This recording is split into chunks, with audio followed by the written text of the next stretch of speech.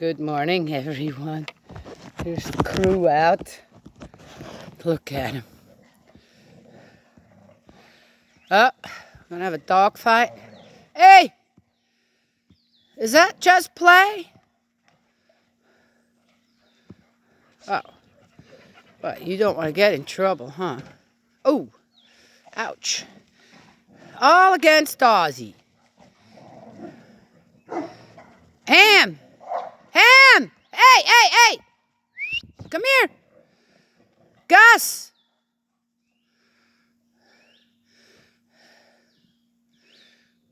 You better run, Ozzy. You have a chance now. Come here. 4, 3 against 1. Huh? We're just playing. And the way we play. Right.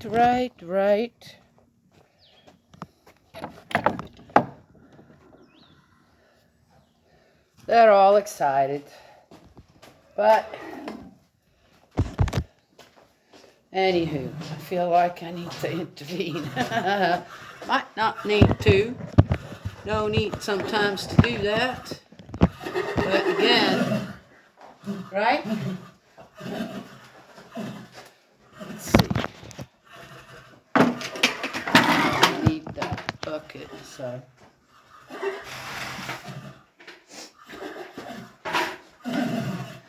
Gonna have to wait a month. Going to feed the piggy folk.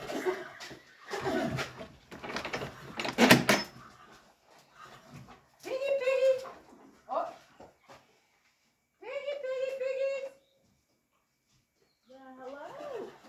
You're back. Good morning.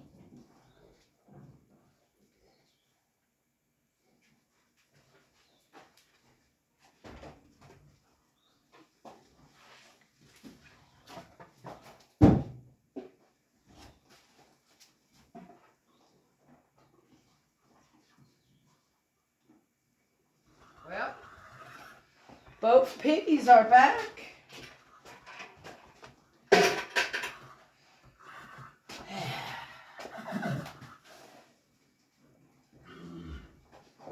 That's good. Thanks for the bowl, buddy. I'm happy to see that. Piggy is back.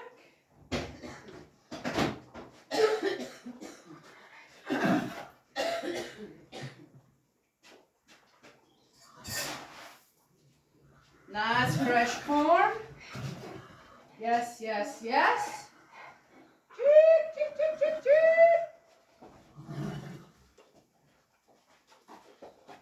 Not a chicken around. Ha! They just do their thing here.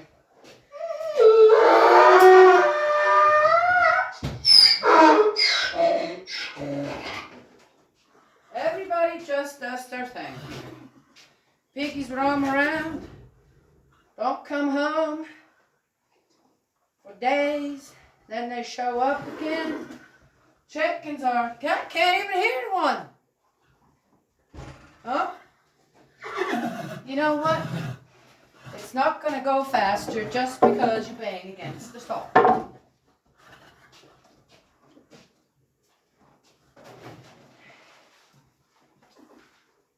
He says, I'm just reminding you while you're talking. Move.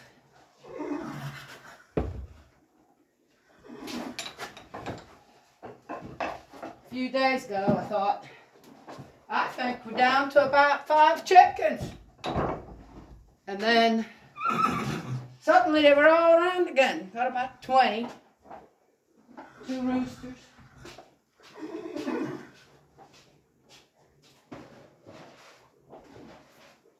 There's so much land here that they can roam around that they can get lost out there. Well, I mean, they just do their thing. Very happily. Yep. Right? Everybody in the barn's good again. All the boo-boos are good. I got good news on my little one, Maddie. My little spiritual buddy, my little doggy. 16. She's doing better. I thought that was it. Just made her comfortable and thought, well, if it gets any worse, I'm going to have to start thinking about prepping myself for a goodbye. Huh? What do you think? Yeah, I know. I mean, goodness sakes, you're the same. Never know. Bo, almost 40. And he didn't look so good there for a while. I was worried. I'm going, man, I've got to talk to my brother-in-law and say, man, we got to start thinking of, I don't know, figuring out what we're going to do with him. Yet, I just walked in the sun. He's just like, like, hey, you know, I'm still a spring chicken too. Well, anyway, it's what it is, right? So, Bo's all good too. His ear's healing up. No fear to go out. We actually have to kind of curb him a little bit. So, well, look at that. That piggy's walking better too. She's had that limp for years. But it looks like she's all right. Oh, gotta make sure they have water out here. I would rather they don't go down the pond. Suddenly I have to go and dig a piggy out of the mud.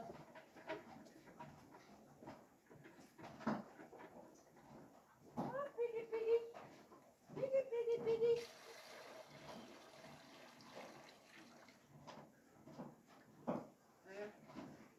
Piggy, piggy, piggy.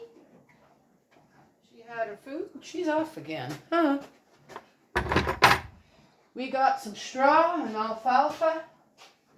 A bale of alfalfa hay, guys. It's compressed, yeah. Let's see, how much does... Oh! Now I'm hearing chickens. Gus! Gus! Gus! Gus! No!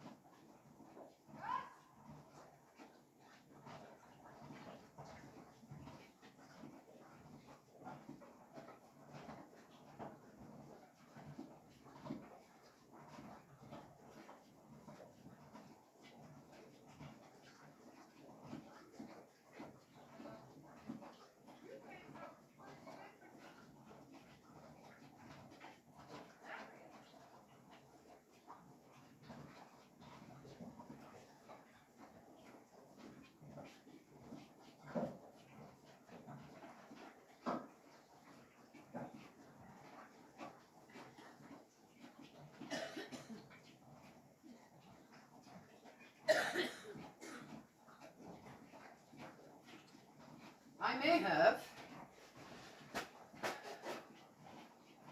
suspected the wrong suspect. He came from a completely different area than where all that hullabaloo happened. Well, anyway, get back to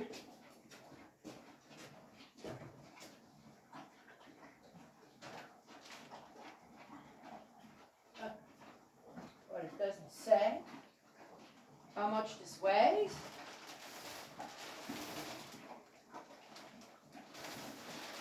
Well, it's heavy. So it's a compressed bale of alfalfa hay. $28. One.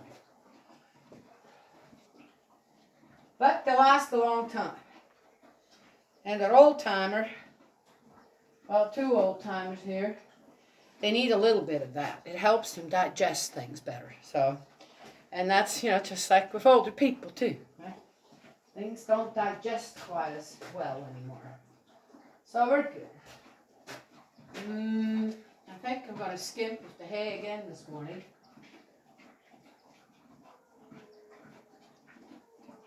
Yeah, now they're bored. That must have been something else down there. Oh, anyway. So, what are we doing today? What are we talking about today? Well, I saw the story, and I mentioned that in my other video, and I read out of the Bible as well.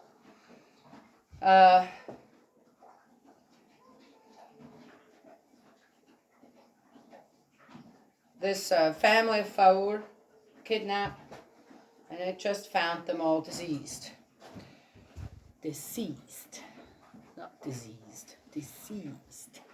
That's a hard one for me to hear, right? Which is which word? That's when English isn't the first language. So, and I thought about, what a sad thing. And I couldn't help myself but say something this morning in the video of, okay, so with everything else that's been going on out there with just pretty unspeakable things. That's just been going on now for a long time. Why aren't we paying a little bit more attention to all that? When it comes to the root problems.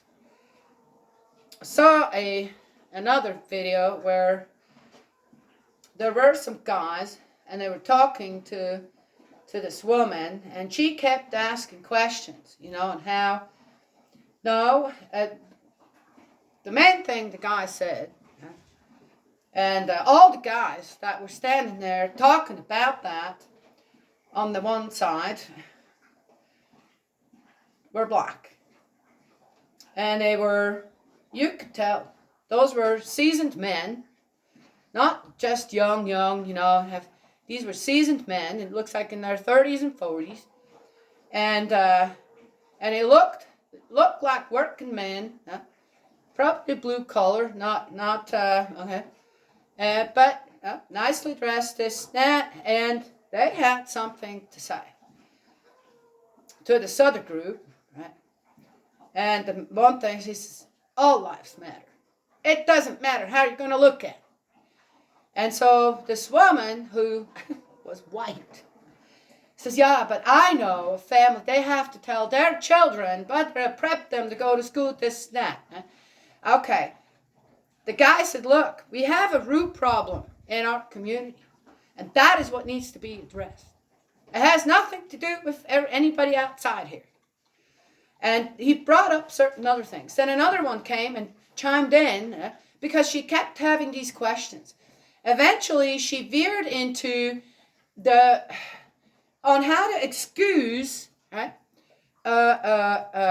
criminality in one area and make sure that it is pointed out in the other one, right? Again, race-related. Guy says, what does that have to do with anything? A crime is a crime, right? Crime is a crime. Can we just agree on that? And, so what I found, right, with these guys, right, who obviously seen some things, right, have lived as a black man all their life, this, that, say, we need to work together on this. We've got to start to understand and look at the problem, where it actually really comes from. Yeah, is there anger and resentment for certain things, that then also get hyped up, right, everywhere, including in one's own family, right? Because that gives one, what? The excuse to keep being angry and resentful. Then towards anything and all, right? Yes? I think gang members of any gang, doesn't matter who they are, where they live, what neighborhood they come from, there's no better excuse for them than a member of another gang doing something that then they can take action to, right? Rather than, okay, we have a problem. We're killing our own. And in the crossfire, innocent people are getting killed. What kind of life as gangs are we giving children in these neighborhoods, in our neighborhoods, for example? But no, the excuses stand that, oh, that one did something, and even if they didn't, if just a rumor, right? The other side then has a reason to do what? Retaliate. Vengeance. Right? Yes?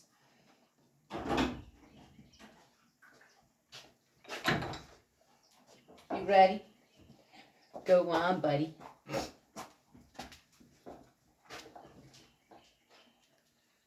So here are, hey, men, hey.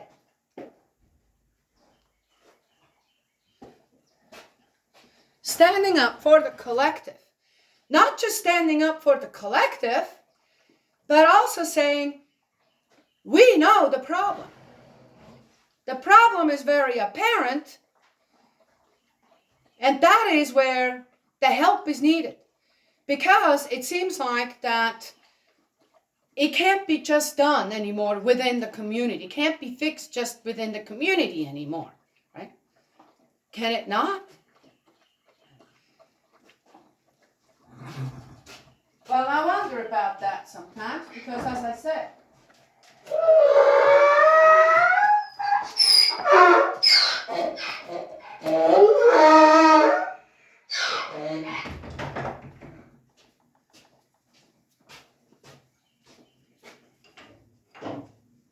as far as I know, people end up in gangs and this and that is because, for one reason or another, either they're being pushed into it, threatened into it.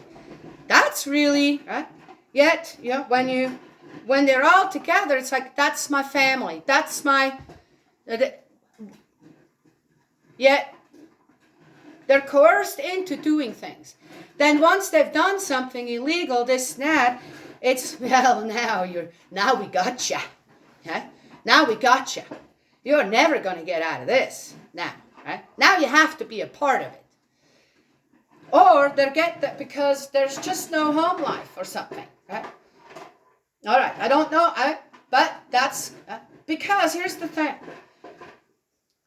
With the stories that I've heard of just individuals having been in gangs, this and that, of all different type of, okay, not just ethnicities and all that, it's often due to, I found protection there. Oh. Okay, so you know that, in a way. So that's, but what about protecting your neighborhoods? Making sure children get to school safely. To not let others bully them. How about keeping the drug dealers out of your neighborhoods? Who are already destroying these young people's lives? How about your moms and your grandmas?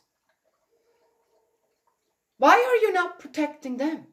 It's just all about you being yourself protected? And then doing what? Make sure everybody else out there doesn't feel safe? I'm asking. There is, again, a hypocrisy and a double standard going on. And these men, as I said, we're pointing certain things out. And this woman This woman wouldn't give in and say, okay, obviously I'm talking to people here who know way more about all this, have lived in a way around certain things, maybe lived the life, and she wouldn't listen.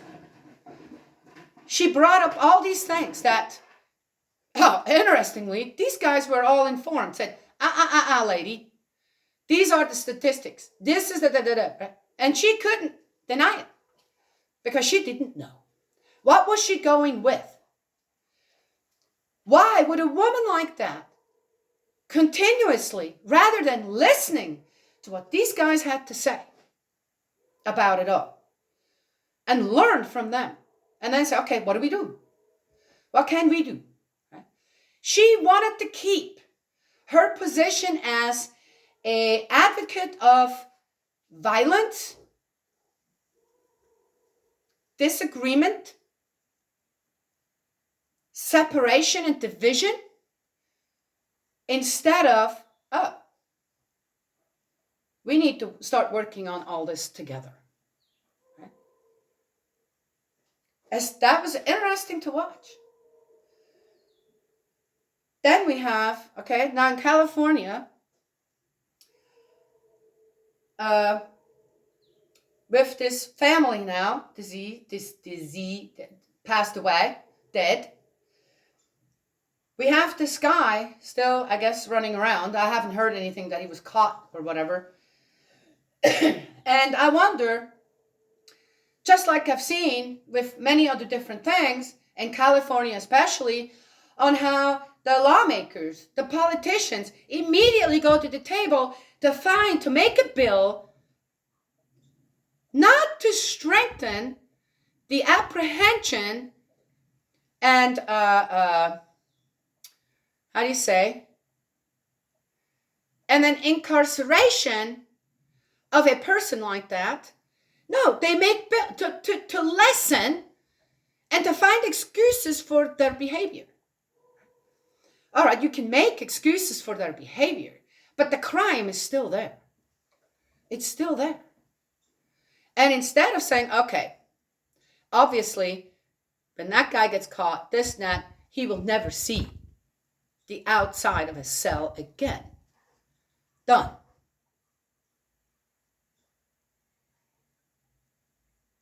Done. And we should strengthen our policies on, I'm not saying to go out and start killing these guys or this or that. Right? Just, okay, we'll just shoot at everybody. That's no good. But that you have a clear standard when it comes to living together with others. And that is not to go and kidnap people and then kill them. That is not to go and enjoy, right, lovemaking, creating a child, and then go and have an abortion. Available to whatever, to whomever. That is not lessening sentences for pedophiles. Because according to science, and that's a disease. They can't help themselves. Why would, if you catch one, and it is proven 100%,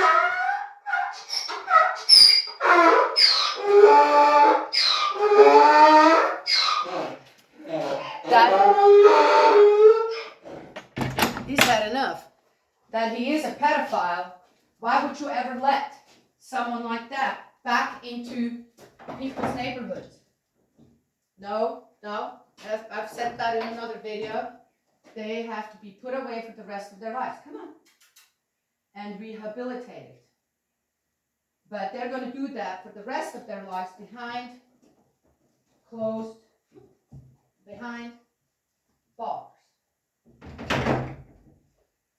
Yet, in California again, the sentences for pedophiles, a bill just about a couple of years ago, to give them lesser sentences.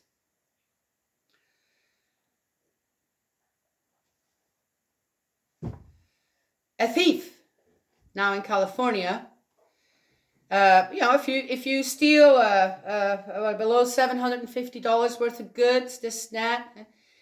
Now you have 100 people, like in one store. You go in. I don't know if they stole anything. They just destroyed everything. It looks like.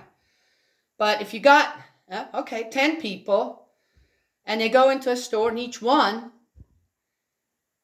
takes no more than, okay, let's make sure $700, no more. You guys need to keep track. I don't know, can you keep track? Then how much is that? Now you're looking at thousands of dollars being, that store being robbed in one go. But because, and it's just a misdemeanor. Oh, I think it's not even getting, hey, well, we're not going to go after them if they don't. Yeah. So that's a weird one. That's just a weird, again, why are these excuses for criminal behavior, why do they stand?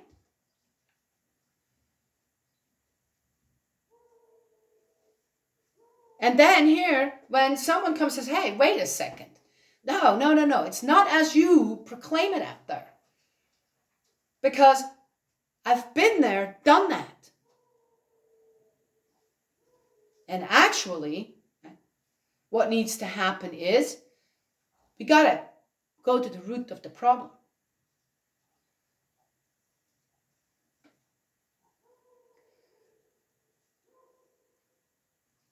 I'm not getting it. Why are people making all these excuses out there for these things happening and are good with it? Is California just all riddled with criminals now? I'm just wondering, right? Oh, I have no doubt that as the story goes on with those 4 people kidnapped and killed, that more things will come out, right? And it's going to be taken, I don't know where. But really, what we should look at is, how can a human being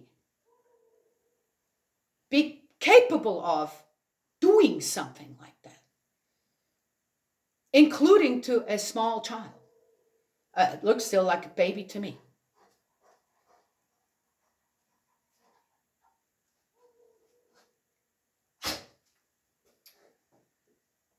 So, as I said this morning in the video, instead of hooking onto, we have another reason to be angry and hateful now towards, right?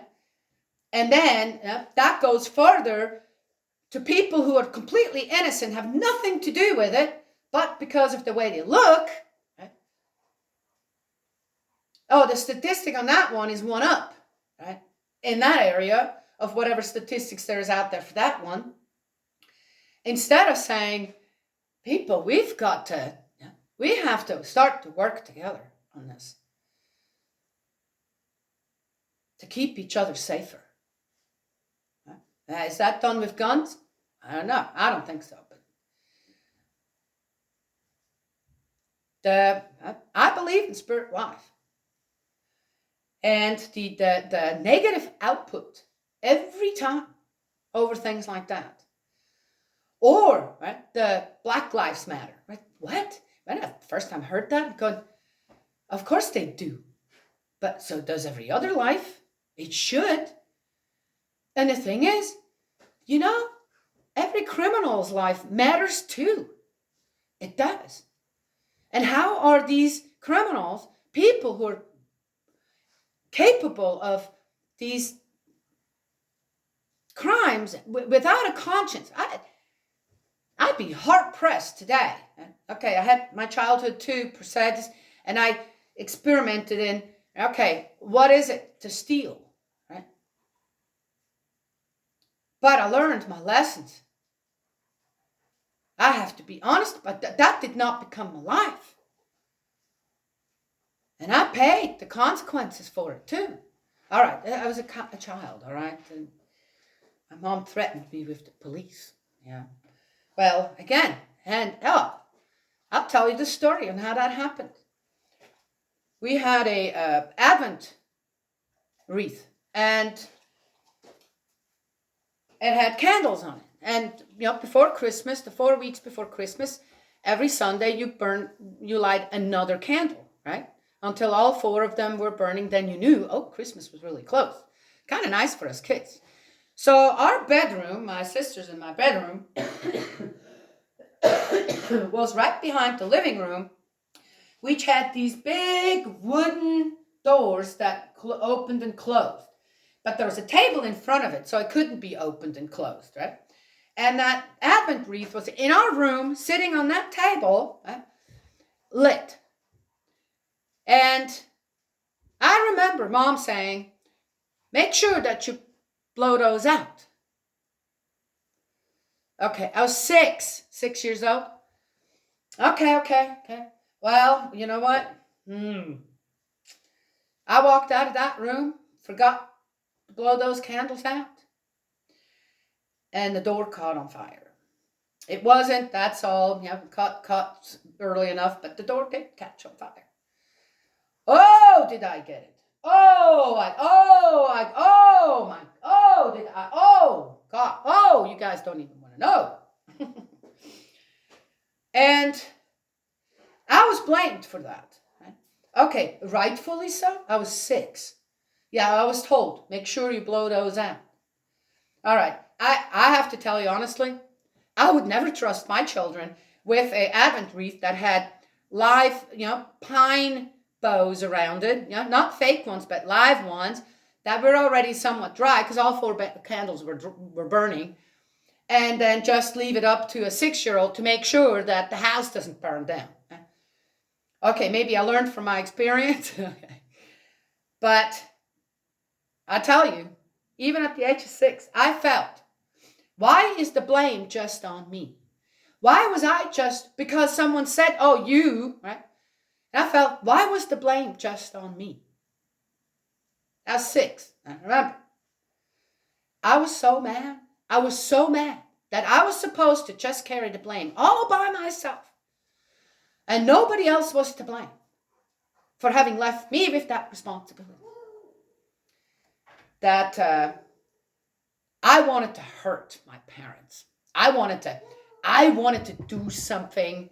Yeah, I was going to do so. I remember this so well, and remember how I felt. It wasn't about stealing. It was about paying back. And I went, and I got into both of their purses, which I knew were in their nightstands, and I took some money out. Enough that was a lot for me, Probably they didn't really notice because nobody said anything, right? So I went and I bought, okay, so then after I'd done that, I didn't know how to go back and bring it back, right, without getting caught. But my conscience started to, started to feel guilty. Oh, gosh, what did I do? Out of anger and resentment over something I felt I shouldn't have just carried the blame all myself. Not that I was not to blame, but why just me? Right? And I went and bought a bunch of candy. Then I still had a lot of money left over. Well, to me, it was a lot.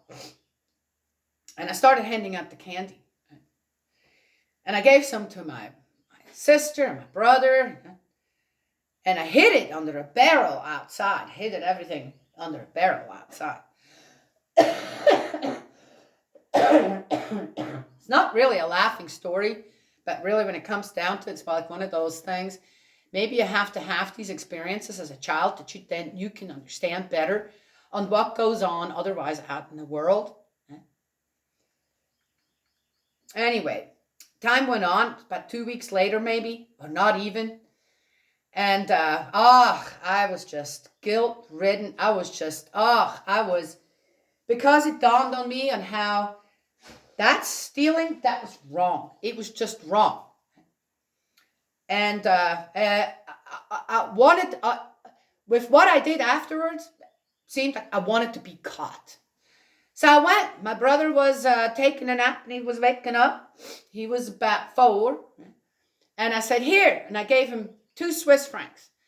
Here, that's like equivalent of a couple of dollars. Here, you deserve this. And I went to my sister and gave her $1. Here, you deserve this. Yeah. And of course, my brother and sister, they were what? 4 and 3 or something. And they went to mom and said, Daniela just gave us some money. Oh, my mom was so fast up. She was downstairs in the laundry room. My mom was so fast up them steps. She took me aside. Not the other 2, just took me aside into the living room. She said, where'd you get that money? I couldn't lie. I couldn't lie anymore. I mean, I couldn't lie. I took it.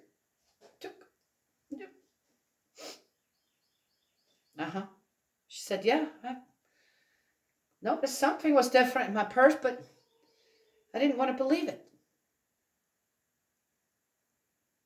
And she said, okay. She says, we got 2 paths here. You're going to have to prove to me that you will never ever do that again, so that I can trust you again, or we can call the police right now. I'll have the police come and they can come and get you for stealing. And you're going to go to jail for stealing. And I'm like, oh my gosh. She said, police? I'm going, what? No. And I'm just crying and sobbing and I'll never do this again. And I went and got the rest of the candy and the money and I gave it to her and apologized. Mom, I love you. I said, yeah, I love you too. But don't you ever, ever do anything like this again. No matter what.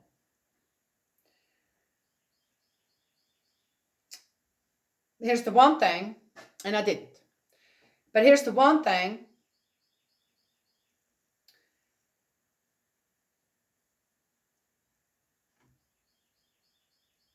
She never asked me, why did you do that? She never asked me, why did you do that?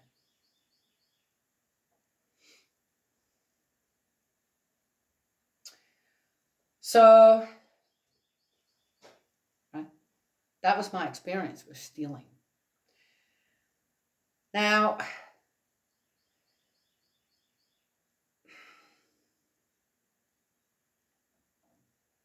I grew up in a household where the 10 Commandments were well known. And we got the spiritual guidance, religion, if you want to call it. And my mom was very, very good at that. Right? So I guess as a child, I was able to, even with the mistakes that I made as a child, okay, I was able to develop a conscience. I'm assuming that when people become adults and they continue to commit crimes in such a magnitude against other human beings, then what is their anger and resentment like? Where is it coming from? How did they not develop a conscience? And how are we, in a way, feeding that? We're feeding it by making sure that the consequences are lessened rather than tightened up. Do I think that everything always goes hunky-dory in the judicial system, or are the judges all just God's gift to the world? No, obviously, there seems to be corruption and the one hand feeds the other and vice versa, and things that then, when it comes down to it, the judgments just don't seem right anymore, or they don't sound right, or in order to please, one part of the people, one gives judgment that you're going, what? But that's not right. How's that right?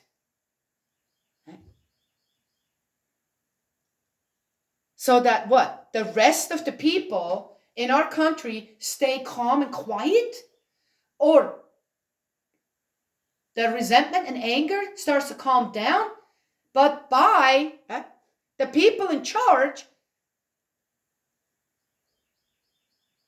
passing wrong judgments, lesser judgments when it comes to crime? How does that make sense? Then you know how little it will take for a mob, a crowd like that, to get all right back up again as soon as the littlest infraction happens against their opinions and beliefs, assumptions, lies, excuses.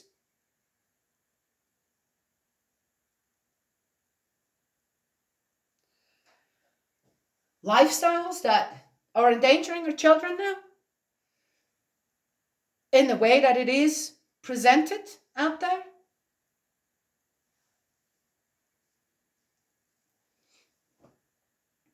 Just saying, right?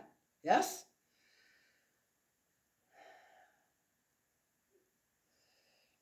I found that regardless, I try to always see both sides, and then I'll pray for everyone.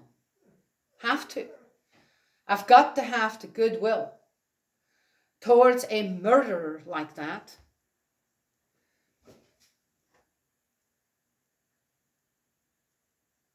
So I'm not feeding now the hate, anger, and resentment, not even just towards that guy who killed these 4 people, including a child, but also the ones who want to look at this in a different way, pull different things into it, that fits their agenda. And now they have, again, an excuse to point out things that have basically nothing to do with it, but feeds their own fire. Feeds a fire they want to lit and burn something down somewhere else. Okay? You see? How is that ever going to end if we don't just, praying the guy gets caught so he can never do that again? And I would pray that somehow, with my goodwill, with my sadness, somehow that cold, evil heart will find a spark. You see? Does that make sense? Does it even make sense to anyone? Because then at least I'm trying to light. You want to go in here? I'll go on. A light. A good light in someone. And hopefully, when his time comes, maybe he's learned to repent. Can he ever be forgiven? That's not going to be up to me.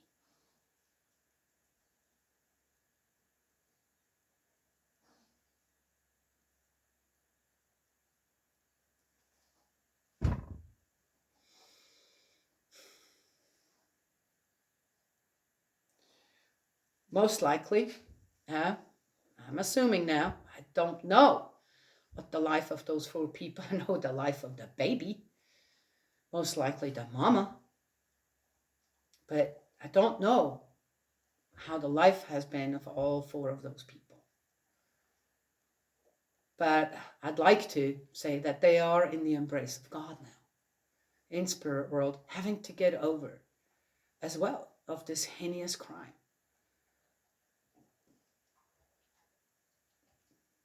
Things don't just stop because you pass away and go to spirit world. But we have to question ourselves if we are Christians out there, any kind of religion out there. How can we bring a murderer like that, a cold-hearted human being with no conscience, no soul, enveloped in anger, resentment, and hate. You have to, I can't think of anything else that you would kill a child. A child you most likely don't even know. Most likely, I don't know that for sure.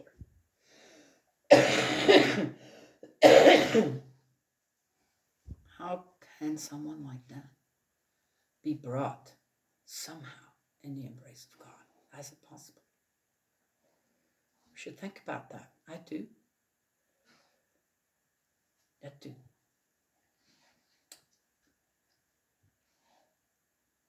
Well, anyway, that's all I have to share today, right? Yes? I know that our Father in heaven never gives up on anybody. He can't. That's like me giving up on one of my children when they're not on such a good path. If they could not be. I don't know of any parent out there that will give up completely on their child. Oh, wait a minute. Okay, I'm not going to go there. But I have to believe that my heavenly parent is the best, most honorous, honorful, steady parent there is. The best of the best of the best, better than anyone else.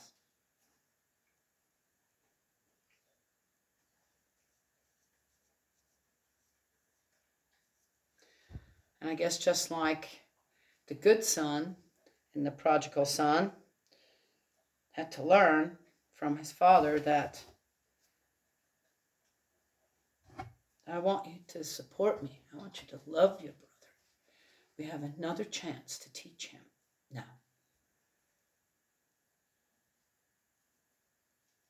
Not an easy thing to do. Not an easy thing to do. Then we have to also ask ourselves, how riddled are we with jealousy, right? That's not a good thing either. Okay, well, that's what I wanted to share today. Right? Yes? Again, what did I say? Please don't take this in the wrong context. I want this guy caught and put away for life.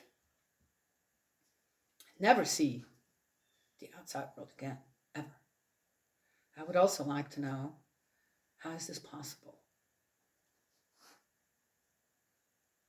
That a human being can do this.